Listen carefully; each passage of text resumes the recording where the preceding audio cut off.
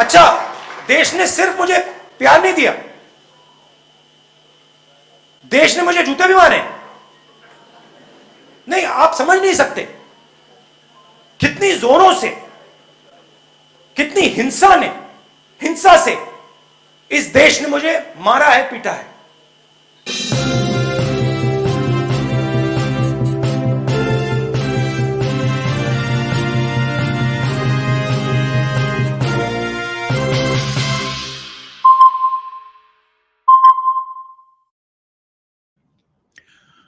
नमस्कार दोस्तों, OCN network में आपका स्वागत है। मैं हूं ओमकार चौधरी।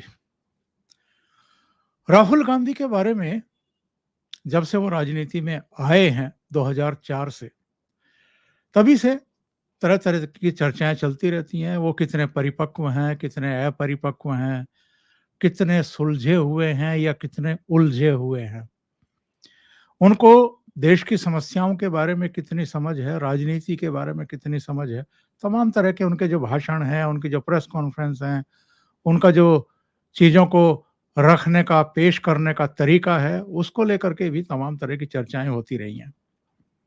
शनिवार को वो नई दिल्ली में जवाहर भवन में एक पुस्तक के लॉन्चिंग के मौके पर भाषण दे रहे थे और उनके भाषण को लेकर के भी अगर आप सोशल मीडिया पर जाएं तो आपको तमाम तरह की टिप्पणियां देखने, सुनने और पढ़ने को मिल जाएंगी। उनके भाषण के कुछ अंश भी आपको मिल जाएंगे। उनकी जो रिकॉर्डिंग है भाषण की, वीडियो, वो उपलब्ध है। उसके कुछ अंश मैं भी आपको सुनवाने जा रहा हूं। उससे आपको अंदाजा हो जाएगा कि वो परिपक्व हैं या अपरिपक्व हैं, सुलझे हुए हैं या उलझे हुए हैं। और इतने साल बाद भी, यानी 18 साल बाद भी, उनको अलग-अलग विषयों की एक्चुअल में समझ कितनी है। अब वो 36 मिनट का भाषण, जो कुल मिलाकर के 8-10 मिनट में खत्म किया जा सकता था, इतने पॉज हैं उसमें जिसका कोई हिसाब किताब नहीं है। और इतना अंतर विरोध है राहुल गांधी के इस भाषण में कि आप सिर पकड़ लें, कहना क्या चाहते हैं। जैसे वो शुरुआत करते हैं कि साहब, मैं लंदन में काम करता था। मैं एक दिन स्ट्रीट पर ऐसे ही जा रहा था, अचानक मेरे दिमाग में ये बात आई कि भारत में छुआछूत क्यों है। वो कहते हैं कि साहब, हम कुत्ते को छू सकते हैं, हम कॉकरोच को छू सकते हैं, मार सकते हैं, लेकिन दलितों को नहीं छूते हैं, उनके साथ संबंध नहीं रखते हैं। तो इसको समझने के लिए मैं राजनीति में आया। और वो ये भी कहते हैं कि मैं सुबह से लेकर के और रात को सोने तक और फिर जगते ही भारत को समझने की कोशिश करता रहता हूं। और राहुल गांधी की दृष्टि में भारत एक यूनिक देश है इस दुनिया का, जिसमें ये छुआछूत की बीमारी है। दुनिया के और किसी हिस्से में उनको ये छुआछूत की बीमारी नहीं दिखाई दी। और वो ये भी कहते हैं कि मैं अभी तक यही समझने की कोशिश कर रहा हूं कि दलितों के प्रति ये व्यवहार क्यों है। जरा सुनिए कि राहुल गांधी सत्ता के बारे में क्या कहते हैं, दूसरे लोगों के बारे में क्या कहते हैं। और कहते हैं कि मैं सत्ता के केंद्र में पैदा हुआ, लेकिन मेरा इसमें कोई इंटरेस्ट ही नहीं है।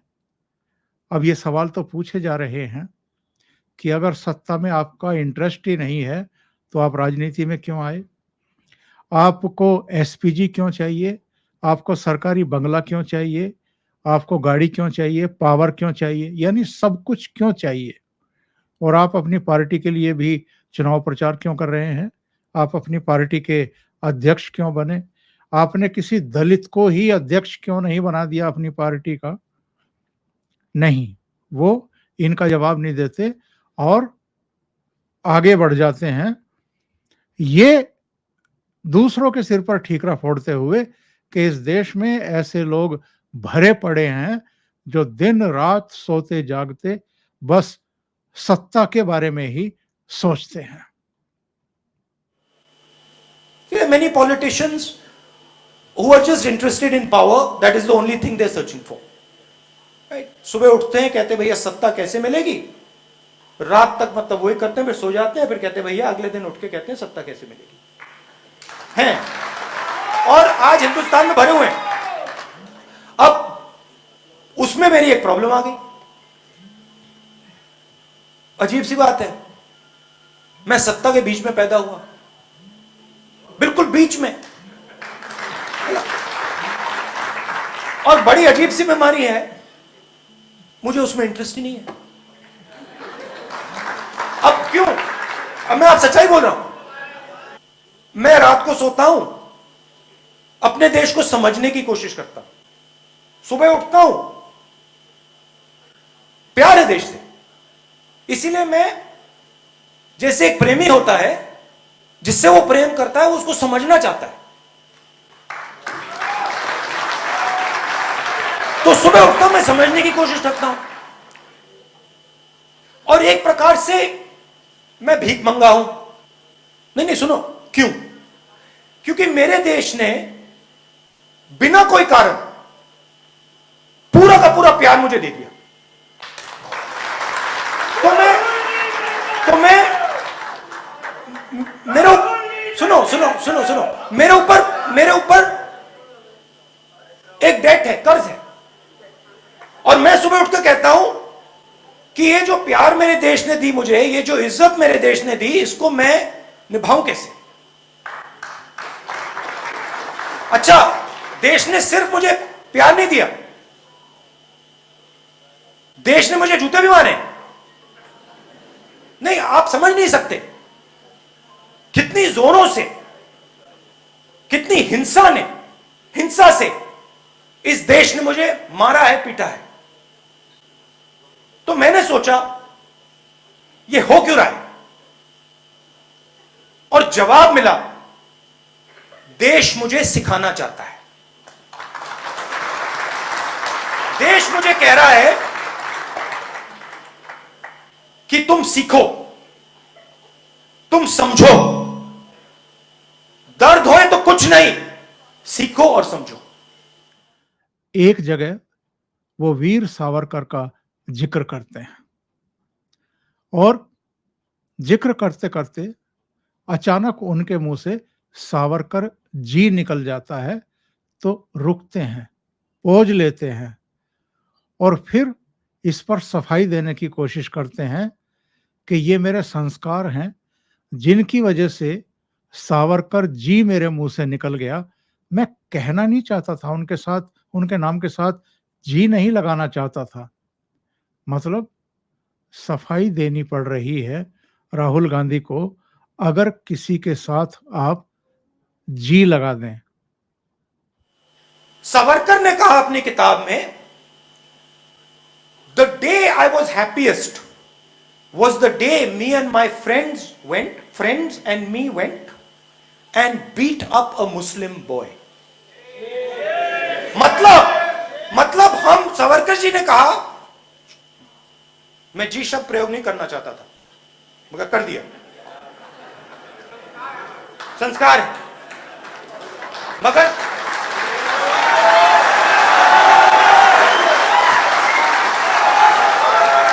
दिल में अंदर जब मैं बोलने वाला था, रुकावट आई, कहा ना मत बोलो, जी मत बोलो, मगर मैंने कहा चलो संस्कार है, बोल देते, बोल दिया।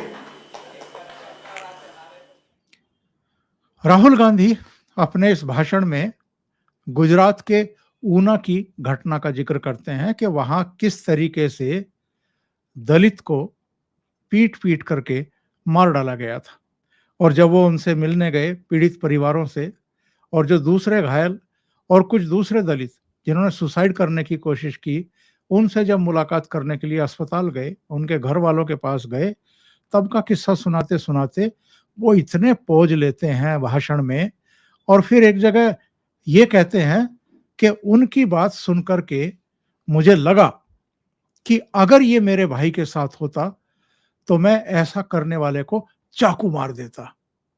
मैं अगर सुसाइड के बारे में सोचता जैसा उन दलितों ने सोचा था, तो मैं सुसाइड करने से पहले दूसरे को चाकू मार देता।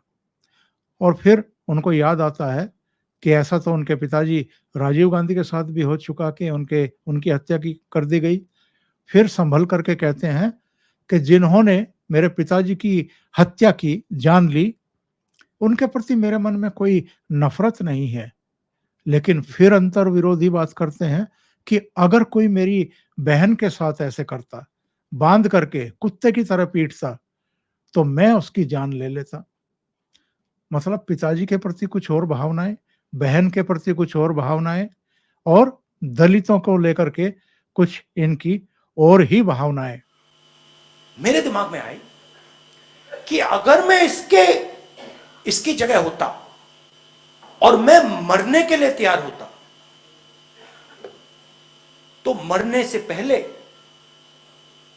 जिसने मेरे भाई को मारा था उसको मार देता।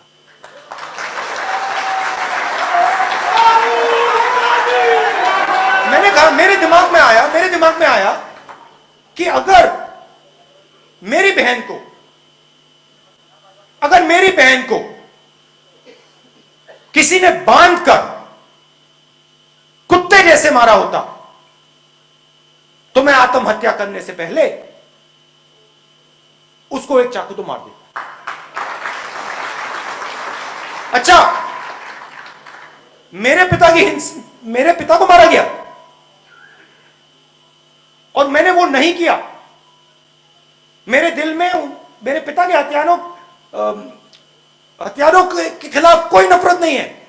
मगर जब अस्पताल में था, मैंने सोचा कि यार अगर मेरे साथ ये होता, मैं मार देता। तो मैंने उससे पूछा, मैंने कहा, भाई एक बात बताओ, तुम अखबार पढ़ते हो? कहता है हां। मैंने कहा, आपने अखबार में जिसने मारा उसका नाम पढ़ा? आप उसका नाम पता लगा सकते हो? कहता है हां, पता तो लगा सकता हूं। मैंने उससे कहा, आपके रसोई में छुरी है? कहता है हां, छुरी तो है। ये आप मुझसे क्या पूछ रहे हो? मैंने कहा, मेरे दिमाग में एक बात आई। कहता क्या? मैंने कहा, अगर मैं आपकी जगह होता और मैं अपने आप को लाश बनाने के लिए तैयार होता, आत्महत्या करने के लिए तैयार होता, तो आत्महत्या करने से पहले पता लगाता ये कौन है जिसने मेरे भाई को मारा, रसोई से चाकू निकालता, बस में जाता, उसके घर जाता, छाती में छुरा मार देता। उसका चेहरा सफेद हो गया। मुझे कहता है, ये आपने क्या कह दिया? ये आपने क्या कह दिया? मैंने कहा, क्या कहा? अगर मेरी बहन को कोई इस प्रकार मारता, मैं उसको मार देता। मुझे कहता है, राहुल जी आप बात नहीं समझे क्या? आप इतने विद्वान, आप क्या बात नहीं समझे?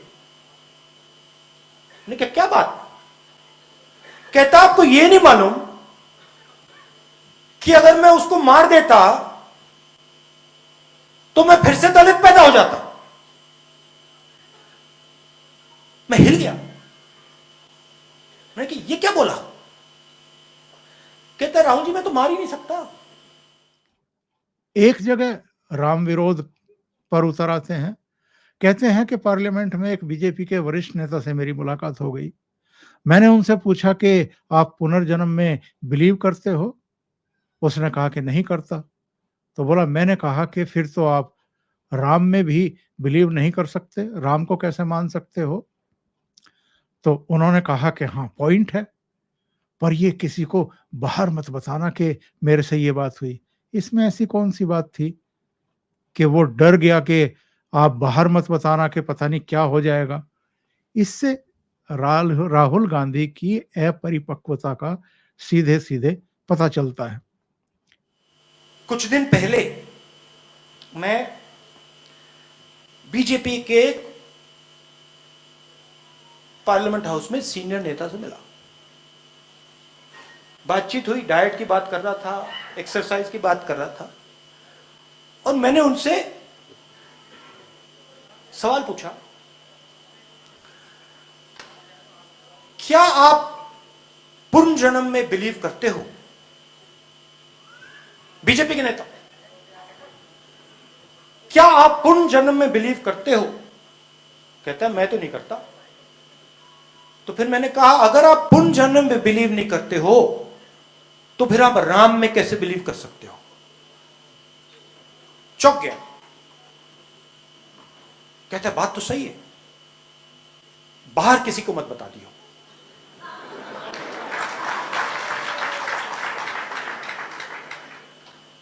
बाहर किसी को मत बता देना। एक और उदाहरण देते हैं, और उदाहरण में भी अंतर्विरोध। कहते हैं कि साहब, एक ड्राइवर हैं, एक गाड़ी है, उसमें 4 लोग बैठे हैं, उन चारों को जयपुर जाना है। ड्राइवर कहता है कि मुझे तो आगरा जाना है। बात समझ में आई? और ये कहकर के जब वो इसी चीज को दोहराते हैं तो उल्टा कर देते हैं। फिर कहते हैं कि गाड़ी में 5 लोग, डेमोक्रेसी है। 4 कहते हैं कि भाई हमें जाना है आगरा। मतलब पहले 4 को ये जयपुर भेज रहे थे, फिर अब भेज रहे हैं आगरा। और जो ड्राइवर पहले कह रहा था कि मुझे आगरा जाना है, उसको कह रहे हैं कि वो कहता है कि मुझे तो जयपुर जाना है। मतलब टोटली कंफ्यूज। अभी 10 सेकंड पहले आप क्या कह रहे हो और 10 सेकंड बाद आप क्या कह रहे हो, समझ से बाहर की बात है। जैसे गाड़ी है, गाड़ी बहुत सुंदर है, गाड़ी में आपको जयपुर जाना है, गाड़ी में 5 लोग बैठे हैं, 4 लोगों को जयपुर जाना है और ड्राइवर आगरा जाना चाहता है। बात समझ आई? गाड़ी में 5 लोग, डेमोक्रेसी, 4 लोग कहते हैं भाई हमें जाना आगरा, ड्राइवर कहता है मैं जा रहा हूं जयपुर। ये हो रहा है, ये हो रहा है। फिर आ जाते हैं मायावती पर और ताना मारते हैं। कहते हैं कि वो कैसी दलितों की राजनीति कर रही हैं जो दलितों की आवाज को बुलंद नहीं कर रही हैं। काशीराम जी ने बहुत अच्छा काम किया था, दलितों को जागृत किया था। हालांकि कांग्रेस को नुकसान हुआ, लेकिन उन्होंने दलितों के लिए बहुत काम किया। लेकिन मायावती जी को हमने ऑफर दिया था कि उत्तर प्रदेश में आप मुख्यमंत्री बन जाइए, लेकिन गठबंधन कर लीजिए कांग्रेस के साथ। हमने मैसेज भेजा, उन्होंने जवाब तक नहीं दिया। तो कहते हैं कि मायावती क्यों डरी हुई है? क्योंकि पेगासस की वजह से, ईडी की वजह से, सीबीआई की वजह से, क्योंकि ये पॉलिटिकल सिस्टम को कंट्रोल कर रहे हैं। सुनिए। तो पेगासस, सीबीआई, ईडी, ये पॉलिटिकल सिस्टम को कंट्रोल करते हैं। कोई राजनेता, जैसे आपने देखा होगा मायावती जी ने चुनाव ही नहीं लड़ा।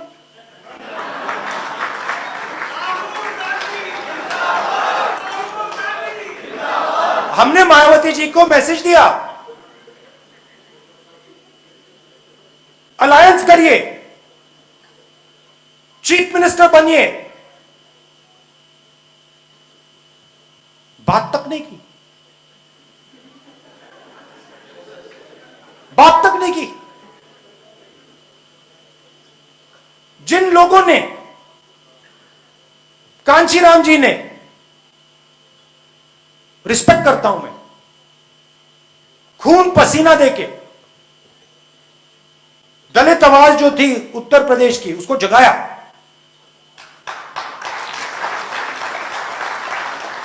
कांग्रेस का नुकसान हुआ, वो अलग बात है, मगर उस आवाज को जगाया। आज मायावती जी कहती हैं कि मैं उस आवाज के लिए लड़ूंगी नहीं। भाजपा दे दिया। क्यों? सीबीआई, ईडी, पेगासस, लड़ाई सिर्फ जनता कर सकती है।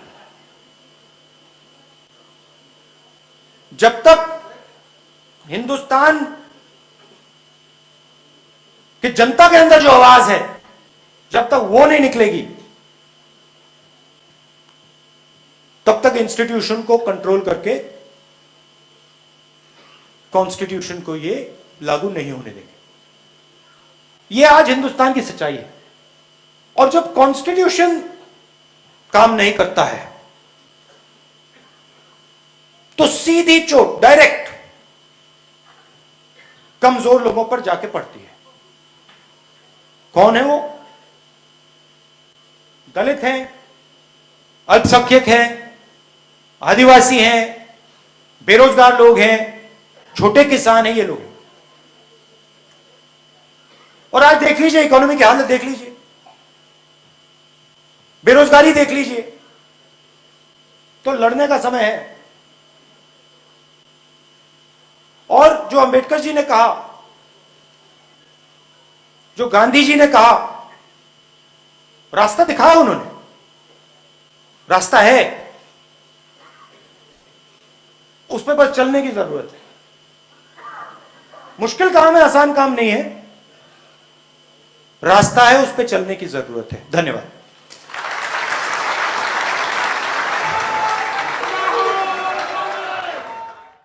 तो आप खुद ही तय कर लीजिए कि राहुल गांधी कितने सुलझे हुए हैं और कितने उलझे हुए हैं, कितने परिपक्व हैं और कितने अपरिपक्व हैं।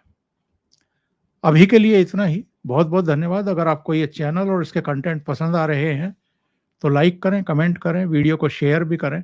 अभी तक अगर आपने ये चैनल सब्सक्राइब नहीं किया है तो सब्सक्राइब कर लें और साथ में लगे बेल आइकॉन को दबा दें ताकि आगे आने वाले वीडियो और उनके नोटिफिकेशन आप तक पहुंचते रहें। बहुत बहुत धन्यवाद। नमस्कार।